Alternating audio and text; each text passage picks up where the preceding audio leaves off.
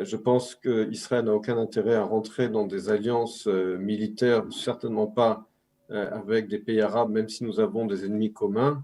Un ennemi commun qui est l'Iran. Israël doit préserver sa liberté totale d'action. Nous sommes en ligne avec le professeur Emmanuel Navon. Emmanuel, bonjour, Boker Tov. Bonjour. Alors, cette visite, elle intervient de Binyamin Netanyahou à Abu Dhabi, elle intervient enfin à 12 jours des élections. Alors, est-ce qu'on peut parler d'une visite à caractère essentiellement électoral ou finalement c'est une visite historique qui permet justement de prolonger ou de consolider, on va dire, ces relations entamées lors de la signature des accords d'Abraham ? C'est les deux. La réponse est les deux. C'est à la fois une visite historique, la première fois qu'un Premier ministre israélien se rend à Abu Dhabi, mais évidemment une visite dont le but pour Netanyahou est également de renforcer sa campagne électorale, comme vous l'avez rappelé vous-même, 12 jours avant les élections. Alors, commençons par le commencement, on va dire, cette visite, cette rencontre, qu'est-ce que l'on doit attendre, on va dire, de ces relations entre les deux pays ? On parle beaucoup de vaccination, mais finalement, le cœur de cette relation, c'est tout de même la menace du nucléaire iranien ? Oui, c'est la menace iranienne. C'est ça qui est au cœur, effectivement, du rapprochement entre les Émirats arabes unis, le Bahreïn et Israël, et puis de façon moins officielle avec l'Arabie saoudite.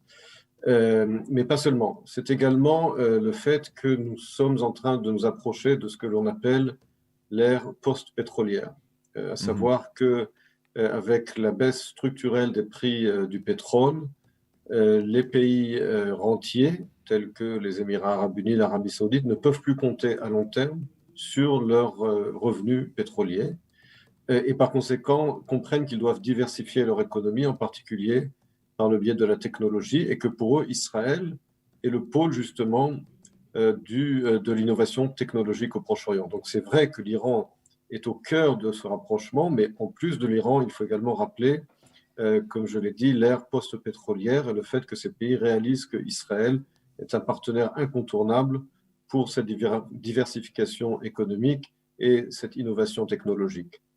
Alors, on parlait d'élections, on parlait de visites historiques, et en toile de fond, on ne peut pas s'empêcher de penser que, eh bien, du côté des Saoudiens, on a le sentiment que les Saoudiens qui, on va dire, gèrent la situation et qui ont donné eux-mêmes le feu vert aux Émirats et au Bahreïn pour entamer, normaliser leurs relations, on a le sentiment que les Saoudiens voudraient la victoire de Binyamin Netanyahou. Est-ce que je me trompe ? Je n'ai pas entendu de déclaration de dirigeants saoudiens en ce sens. Je sais en tout cas que l'Arabie saoudite, le leadership saoudien réalise que la relation avec les États-Unis ne sera pas la même sous Joe Biden que sous Donald Trump.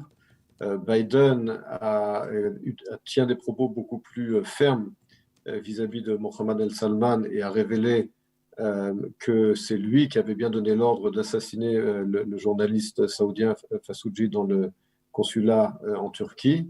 Et Biden a également condamné les bombardements saoudiens contre les Houthis au Yémen.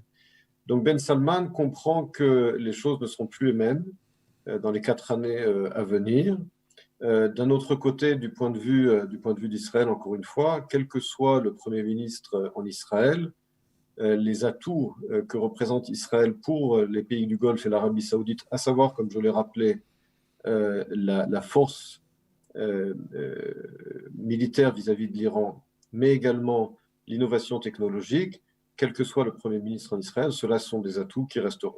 Même si, par exemple, c'est Yair Lapid qui pourrait devenir Premier ministre, parce que Yair Lapid, au milieu des années, au milieu du mandat de Donald Trump, lui-même avait refusé de cautionner l'annulation de l'accord de Vienne par le président Trump. C'est-à-dire, il y a une réserve de la part de Yair Lapid par rapport par rapport à la démarche visant à annuler l'accord de Vienne. Ça peut peut-être inquiéter les Saoudiens. Ils peuvent peut-être préférer, on va dire, Binyamin Netanyahou avec son expérience et la priorité qu'il accorde au dossier du nucléaire iranien. D'abord, je ne suis pas. Il s'agit là plutôt d'une question politique. Mais si les Saoudiens connaissaient un peu la politique israélienne, il saurait très bien que Yair Lapid n'a aucune chance de devenir Premier ministre. Tout simplement parce que mathématiquement, il n'aura pas de majorité, même si son parti est en deuxième place, parce qu'il est un candidat de centre-gauche et que la droite a une majorité à la Knesset, à la présente Knesset, mais également d'après la plupart des sondages. Donc ça, c'est la propagande de Benjamin Netanyahou qui consiste à dire qu'il y a un risque que Lapid devienne Premier ministre. Ce risque est inexistant. En ce qui concerne les positions de Yair Lapid sur l'accord du JCPOA, c'est à lui qu'il faut poser la question. Je ne pense pas qu'il s'était opposé à l'annulation, au retrait des États-Unis du JCPOA. Mais encore une fois, je ne suis pas son porte-parole et c'est à lui qu'il faut poser la question. Je sais en tout cas qu'en Israël, il y a un consensus très large sur le fait qu'il y a une opposition totale à ce que l'Iran devienne une puissance nucléaire. Là où il y a un désaccord, c'est sur est-ce que oui ou non un accord avec l'Iran, un accord renouvelé et amélioré pourrait éventuellement avoir des avantages pour Israël ou pas. C'est ça le débat. Mais sur la question d'un Iran nucléaire, là-dessus, il y a un consensus très large en Israël. On a parlé ces dernières semaines d'une possible alliance entre Israël et les pays du Golfe, que ce soit avec l'Arabie Saoudite ou sans l'Arabie Saoudite, une sorte d'OTAN du Proche-Orient ou du Moyen-Orient. Vous croyez que c'est quelque chose de réalisable ou si ça doit se faire, ça se fera de manière discrète? Non, je ne pense pas que ce soit réalisable. Je pense qu'Israël n'a aucun intérêt à rentrer dans des alliances militaires, certainement pas avec des pays arabes, même si nous avons des ennemis communs. Un ennemi commun qui est l'Iran. Israël doit préserver sa liberté totale d'action. Il doit y avoir effectivement une coordination qui existe d'ailleurs déjà au niveau des renseignements et au niveau militaire, mais pas une alliance formelle sur le modèle de l'OTAN. Vous pensez, Emmanuel, que les Américains et les Israéliens, ou les Américains et les pays du Golfe vont travailler ensemble dans la rédaction d'un accord de Vienne renouvelé, d'un nouvel accord? C'est-à-dire qu'aujourd'hui, au vu de ce qui s'est passé au cours des 4 dernières années, l'administration Biden sera plus attentive aux recommandations et aux suggestions des pays qui sont de la région et qui sont menacés directement par l'Iran? C'est ce qu'a dit très clairement Anthony Blinken, le secrétaire d'État américain, à savoir que les États-Unis consulteront leurs alliés au Proche-Orient, en particulier Israël, l'Arabie Saoudite et les pays du Golfe, sur la renégociation de l'accord de Vienne avec l'Iran. L'administration Biden n'est pas l'administration Obama, même si Biden avait été le vice-président d'Obama. Il y a beaucoup de choses qui ont changé au Proche-Orient depuis. Biden en est conscient.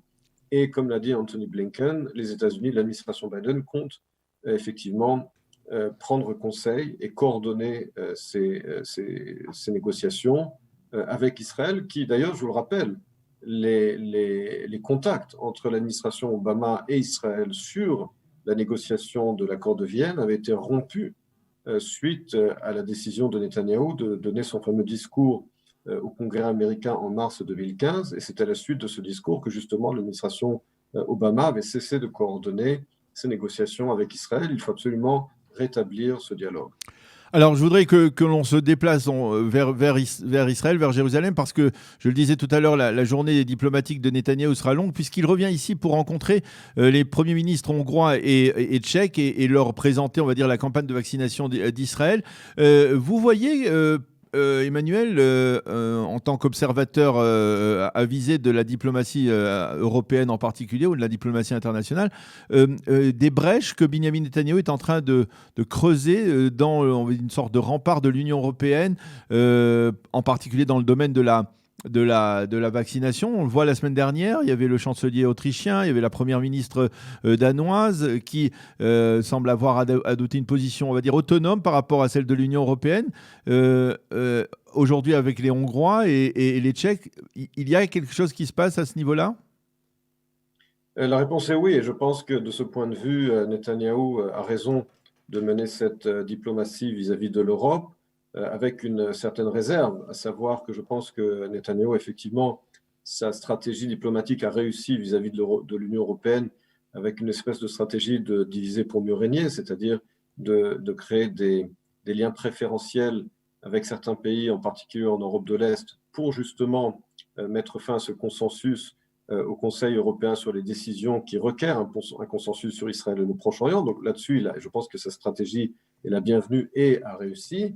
En revanche, je pense qu'il ne faut pas non plus aller trop loin. Ce que je veux dire par aller trop loin, c'est qu'au bout du compte, Orban ne devrait pas être un allié pour Israël. Ça reste quand même un dirigeant extrêmement problématique qui a une politique étrangère pro-russe, alors que nous sommes un allié des États-Unis, alors que l'Union européenne est également notre principal partenaire commercial, et qu'au bout du compte, il ne faut pas non plus, comme je dis, aller trop loin, parce que nos principaux alliés, c'est aujourd'hui, alors que l'Angleterre a quitté l'Union européenne, la France et l'Allemagne, ce sont eux les poids lourds en Europe. Alors que l'on voit, Emmanuel, que la France a par exemple refusé cette proposition du député Mirabib de passeport vert entre les deux pays sur le modèle grec ou chypriote.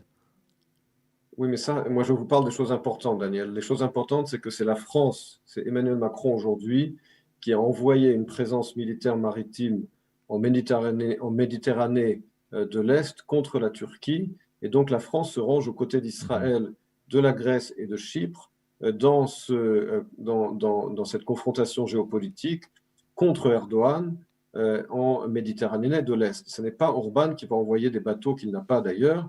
Et donc, il ne faut pas oublier, je ne parle pas des anecdotes des voyages, etc., et de Meir Habib, je parle des choses importantes, je parle de la géopolitique. Et là-dessus, nous avons besoin également de la France. Donc, je pense que Netanyahou a raison de mener cette politique, mais il ne faut pas non plus en rajouter, il ne faut pas l'exagérer, car n'oublions pas que notre intérêt aujourd'hui, c'est d'abord une Union européenne, un marché européen préservé, car c'est notre partenaire commercial, notre premier partenaire commercial, et ne pas oublier que c'est la France qui a une présence militaire maritime en Méditerranée de l'Est, qui a un siège permanent au Conseil de sécurité.